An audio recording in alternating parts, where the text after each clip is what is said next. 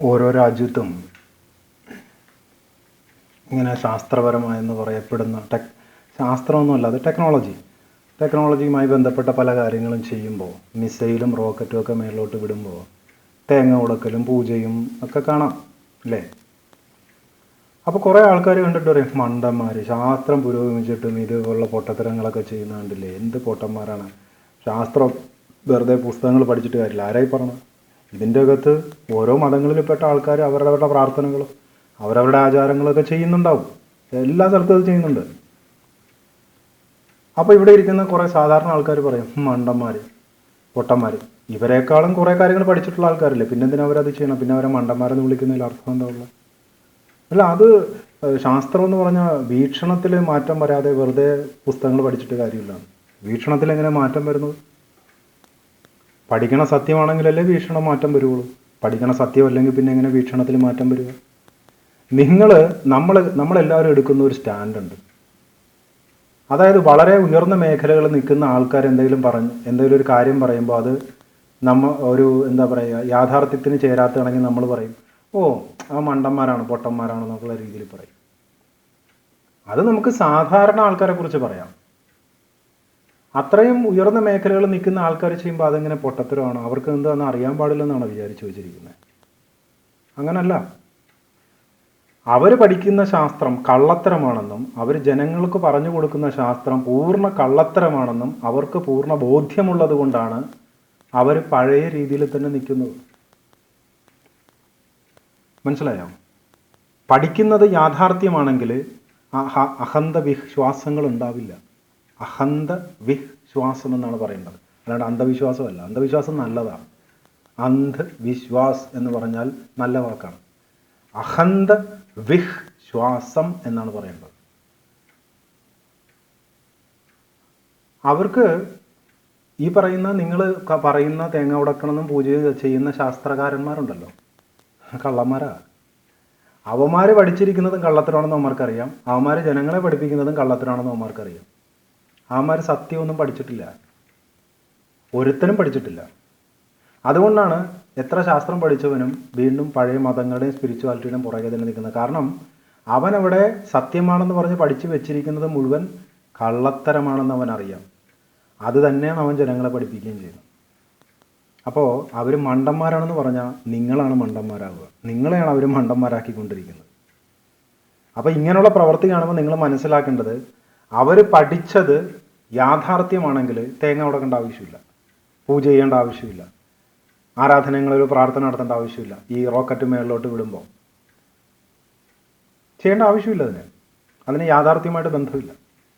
എന്നിട്ട് അവർ ചെയ്യുന്നുണ്ടെങ്കിൽ അതിൻ്റെ അർത്ഥം ഇത്രയേ ഉള്ളൂ, അവർ പഠിച്ചത് ശാസ്ത്രമല്ല, അവർ പഠിച്ചത് കള്ളശാസ്ത്രമാണ്, സാഹിത്യമാണ് അവർ പഠിച്ചിട്ടുള്ളത്. അപ്പോൾ സാഹിത്യം പഠിച്ച് നടക്കുന്ന ആൾക്കാർക്ക് ഈ ദൈവങ്ങളും ഈ ആരാധനയും പൂജയും തേങ്ങ ഉടക്കലും അതും സാഹിത്യമാണ്, സാഹിതവുമാണ്, സാധികവുമാണ്, അല്ലെങ്കിൽ സാഫിതമാണ്, അല്ലെങ്കിൽ സാധിഫം ആണ്. അപ്പോൾ അവർ മണ്ടന്മാരൊന്നുമല്ല. അവരെ നമ്മളെ പഠിപ്പിക്കുന്ന ശാസ്ത്രവും അവർ പഠിച്ചു വെച്ചിരിക്കുന്ന ശാസ്ത്രം എല്ലാം വെറും കള്ളത്തരമാണെന്നും അവർക്ക് നന്നായിട്ടറിയാം. അതൊന്നും യാഥാർത്ഥ്യത്തിലില്ലാത്തതാണ്. അതുകൊണ്ട് തന്നെ അവരുടെ വീക്ഷണം മാറില്ലല്ലോ. അവർ പഴയ അഹന്ത വിശ്വാസികൾ തന്നെയാണ് അവർ. പക്ഷെ അവരവിടെ നിന്നിട്ട് അവർക്ക് സാലറി എന്തിനു കിട്ടുന്നെന്ന് പറഞ്ഞാൽ ഈ കള്ളശാസ്ത്രം ജനങ്ങളെ മുഴുവൻ പഠിപ്പിക്കാനും അതിനനുസരിച്ചിട്ട് കുറേ അഭിനയങ്ങൾ നടത്താനും വേണ്ടിയിട്ടാണ് അവർക്ക് ആ സാലറി കൊടുക്കുന്നത്. മനസ്സിലായോ? അതാണ് മനസ്സിലാക്കേണ്ടത്. നിങ്ങൾ തന്നെ സ്വബുദ്ധിയോടുകൂടി ഒന്ന് ആലോചിച്ച് നോക്ക്.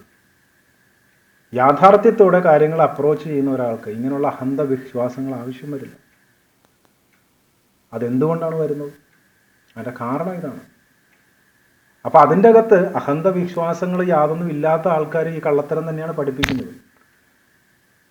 അവർ പിന്നെ പൊട്ടന്മാർ, അവരിതൊക്കെ ഉണ്ടെന്ന് വിശ്വസിക്കുന്ന കുറേ ആൾക്കാരുണ്ടാവും. കാരണം അവർക്ക് നേരിട്ട് പോയി പരീക്ഷണം നടത്താനും മനസ്സിലാക്കാനും പറ്റില്ല. അപ്പോൾ അവർ വിചാരിക്കും, മറ്റേവരത് പരീക്ഷണം നടത്തി തെളിയിച്ചിട്ടുണ്ടല്ലോ, അതുകൊണ്ട് ഞങ്ങളും അത് പഠിക്കുന്നത് ശരി തന്നെയാണ്. അങ്ങനെയല്ലല്ലോ ശരിയാവണത്. ഇലക്ട്രോൺ ഉണ്ട് എന്ന് പറഞ്ഞാൽ ഞാൻ ഇലക്ട്രോണിനെ കാണണം, അത് പഠിപ്പിക്കുന്ന ആൾ കാണിച്ചു തരാൻ ബാധ്യസ്ഥനാണ്. ക്വാണ്ടം ഫിസിക്സ് സംസാരിക്കുന്നവൻ ക്വാണ്ടം ഫിസിക്സ് ഫംഗ്ഷൻ ചെയ്യുന്നത് എന്നെ നേരിട്ട് കാണിച്ചു തരാൻ ബാധ്യസ്ഥനാണ്. ഞാൻ ചോദിക്കുന്ന ചോദ്യങ്ങൾക്ക് ഉത്തരം തരാൻ ബാധ്യസ്ഥനാണ്. അല്ലാണ്ട് ഞങ്ങൾ എവിടെ ഒരു ലാബിൽ പരീക്ഷണം നടത്തിയണമെന്ന് പറഞ്ഞിട്ട് കാര്യമില്ല. ഞങ്ങൾ എവിടെ ഒരു ഹൈഡ്രോൺ കൊളൈഡറിൽ ഞങ്ങൾ ഇങ്ങനെ പ്രോട്ടോണിനെ ന്യൂട്രോണിനെ ഒക്കെ ഓടിച്ചിട്ട് കളിച്ചു എന്ന് പറഞ്ഞിട്ട് കാര്യമില്ല. ഇത് കാണിച്ചു തരാൻ ബാധ്യസ്ഥനാണ്. മനസ്സിലായോ? അപ്പോൾ യഥാർത്ഥ ശാസ്ത്ര പഠനം നേരിട്ട് അനുഭവിച്ച് ബോധ്യപ്പെടുന്നതിൻ്റെ അടിസ്ഥാനത്തിൽ, അത് ടെക്നോളജി ഉപയോഗിച്ചിട്ടാണെങ്കിലും അങ്ങനെ തന്നെ. ടെക്നോളജി ഉപയോഗിച്ചിട്ട് നമുക്ക് നേരിട്ട് പല കാര്യങ്ങളെയും കാണാം. ലോകത്ത് ആരെങ്കിലും അത് കണ്ടിട്ടുണ്ടാവണം, വേണ്ടേ? ലോകത്ത് ആരെങ്കിലും ഒരാൾ കണ്ടതിനല്ലേ നമുക്ക് അങ്ങനെ ഉണ്ട് എന്ന് നമുക്ക് പറയാൻ പറ്റുള്ളൂ. ഒരാളെങ്കിലും കാണണ്ടേ? അപ്പോൾ അയാൾ വേറെ ആൾക്കാർക്കും കൂടി കാണിച്ചു കൊടുക്കും ആ ടെക്നോളജി വെച്ചിട്ട്. ലോകത്ത് ആരും കാണാൻ പറ്റില്ലെങ്കിലോ? അതിൻ്റെ അർത്ഥം അതില്ല. ഇലക്ട്രോണിനെ, പ്രോട്ടോണിനെ, ന്യൂട്രോണിനെ ലോകത്തിലെ ഒരു ടെക്നോളജി വെച്ചിട്ട് നിങ്ങൾക്ക് കാണാൻ പറ്റില്ല ഇന്നേ വരെ. അപ്പോൾ പിന്നെ ആരാ ഇത് ഉണ്ടെന്ന് പറഞ്ഞു? ഭൂമിയിൽ ഒരാളെങ്കിലും കണ്ടിട്ടുണ്ടെങ്കിൽ അയാൾ പറയാം ഞാൻ കണ്ടു കേട്ടോ. അപ്പോൾ അയാൾ എങ്ങനെ കണ്ടത്? ഇത് ഞാൻ ഇങ്ങനെ ഒരു മെഷീൻ വെച്ചിട്ടാണ് കണ്ടത്. ഓക്കെ ശരി, എന്നാൽ ഞങ്ങളൊന്ന് കാണട്ടെ. അപ്പം അങ്ങനെയാണ് അത് എല്ലാവർക്കും കാണാൻ പറ്റുന്ന സാഹചര്യത്തിലോട്ട് വരുന്നത്. ഇത് ലോകത്ത് ആരും കണ്ടിട്ടില്ല, പിന്നെ എങ്ങനെ അത് ഉണ്ടെന്ന് ആരാ പറഞ്ഞത്? ഒരാൾക്ക് പോലും കാണാൻ പറ്റാത്തൊരു കാര്യം ഉണ്ടെന്ന് എങ്ങനെ ആര് പറഞ്ഞു? അത് പിന്നെ ഏതെങ്കിലും വേറെ പ്ലാനറ്റിൽ നിന്ന് ഒരാൾ പറഞ്ഞു. അപ്പം ഇങ്ങനെയുള്ള ചോദ്യങ്ങൾ ചോദിക്കുന്നില്ല. കാരണം ജനിച്ച അന്ന് മുതൽ ശീലിച്ചത് എന്താണ്? ഭൂതമുണ്ട്, പ്രേതമുണ്ട്, ബാധയുണ്ട്, മറ്റേ പിന്നെ മാലാഖമാരുണ്ട്, പ്രപഞ്ച സൃഷ്ടാവുണ്ട്. ഇത് പഠിച്ച് ശീലിച്ച അതേ വർഗം തന്നെയാണ് ഒരിക്കലും കാണാൻ പറ്റിയില്ലെങ്കിൽ അത് ഉണ്ടെന്ന് തന്നെ വിശ്വസിക്കുന്നതിൽ തെറ്റില്ല എന്നുള്ള രീതിയിൽ ജീവിക്കുന്നത്. അപ്പോൾ പ്രശ്നമില്ലല്ലോ, ആ ശീലമുണ്ട്. അപ്പോൾ തേങ്ങ ഉടക്കലും പൂജയും റോക്കറ്റ് വിടലും കാണുമ്പോൾ നിങ്ങൾക്ക് ഉണ്ടാവേണ്ട യാഥാർത്ഥ്യ ബോധ്യം എന്ന് പറഞ്ഞാൽ അവർ മണ്ടന്മാരാണെന്നല്ല, അവർ കള്ളന്മാരാണെന്നുള്ളതാണ്. കാരണം അവർക്കറിയാം അവർ പഠിച്ച ശാസ്ത്രം പൊള്ളത്തരമാണെന്നും അവർ ജനങ്ങളെ പഠിപ്പിച്ചുകൊണ്ടിരിക്കുന്നതും കള്ളത്തരമാണെന്നും. അല്ലാണ്ട് ഇത്രയും മേളിൽ പോയി നിൽക്കുന്ന ആൾക്കാർക്ക് എന്താ നിങ്ങളെ പിന്നെ ഈ ആചാരങ്ങളൊക്കെ ചെയ്യുമ്പോൾ നിങ്ങളെപ്പോലെ തന്നെ ലോക്കൽസ് ആണെന്നാണ് അവർ വിചാരിച്ചു വെച്ചിരിക്കുന്നത്. അവർക്ക് ഒന്നും അറിയില്ലെന്നാണ് വിചാരിച്ചു വെച്ചിരിക്കുന്നത്. മണ്ടന്മാരെന്ന് പറയാൻ ഏറ്റവും വലിയ സയൻറ്റിസ്റ്റ് പോലും അത് എന്തുകൊണ്ടാണ് ചെയ്യണം? സയൻറ്റിസ്റ്റ് അല്ലത്. ഞാൻ ഈ വർണ്ണാശ്രമത്തിലെ സെൻ ഗുണമുള്ള ആൾക്കാർ എടുക്കുന്ന ജീവിത രീതിയാണ് സന്യാസി. ഈ സന്യാസി എന്ന് പറയുന്നതാണ് സയൻറ്റിസ്റ്റ്. മനസ്സിലായോ? ഈ സർട്ടിഫിക്കറ്റുകളിലൂടെ വരുന്ന സയൻറ്റിസ്റ്റുകൾ എല്ലാവരും 100% കള്ളന്മാരാണ്. മണ്ടന്മാരല്ല, കള്ളന്മാരാണ്. ജനങ്ങളെ തെറ്റായ രീതിയിൽ പഠിപ്പിക്കാൻ ട്രെയിൻഡ് ആകുന്ന കള്ളന്മാരാണ് സയൻറ്റിസ്റ്റുകൾ. അത് നിങ്ങൾക്ക് ഇപ്പോൾ ബോധ്യപ്പെടില്ല, നിങ്ങളുടെ കുട്ടികൾക്ക് അത് ബോധ്യപ്പെടും. മനസ്സിലായോ?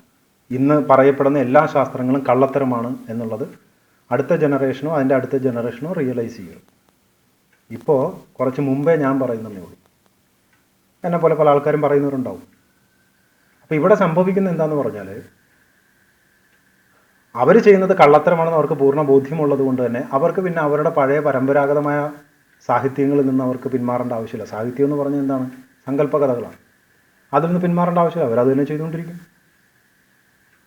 അപ്പോൾ ഇത് മനസ്സിലാക്കേണ്ട കാര്യം ഇതാണ്. തേങ്ങ ഉടക്കലും പൂജയൊക്കെ കാണുമ്പോൾ അവരെ മണ്ടന്മാരെന്നല്ല വിളിക്കേണ്ടത്. നിങ്ങൾക്കൊരു സംശയമാണ് വരേണ്ടത്. ഇവർ ശരിക്കും അപ്പോൾ ശരിക്കുള്ള ശാസ്ത്രം തന്നെയാണോ ഇവർ പഠിച്ചിരിക്കുന്നത് എന്നുള്ളൊരു ചിന്തയാണ് നിങ്ങൾക്ക് വരേണ്ടത്.